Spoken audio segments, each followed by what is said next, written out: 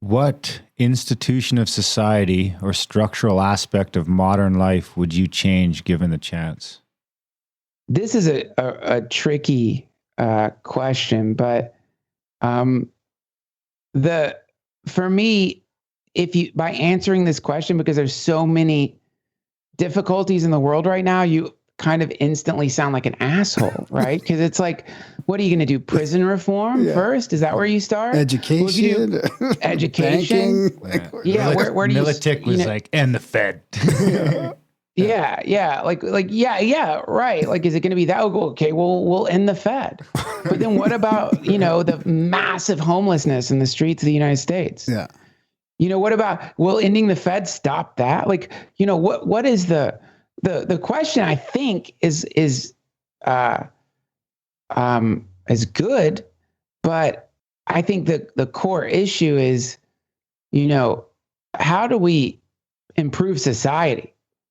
And I think the most pragmatic way to do that is to start with your family, and to start with your relationship with the people who are directly around you. So, as Jack Kornfield says, tend to the part of the garden that you can touch. Mm-hmm.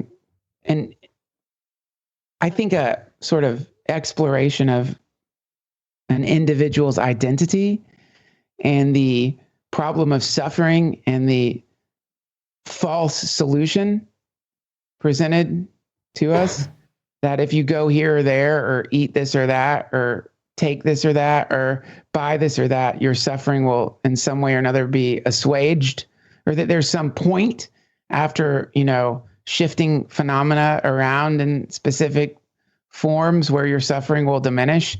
I think that if we could stop that delusion, then we would solve all the other shit would naturally get fixed. Because the way that people exploit other people is by tricking them into thinking that if they go here or there, or change this or that, or move this or that around, or buy this or that, or take this class, or do this thing, their suffering will end. And there's all kinds of flavors to that lie. But at the moment you analyze yourself and begin to understand what suffering is and why you suffer, then all the tricks don't work anymore like that. Yeah, good answer.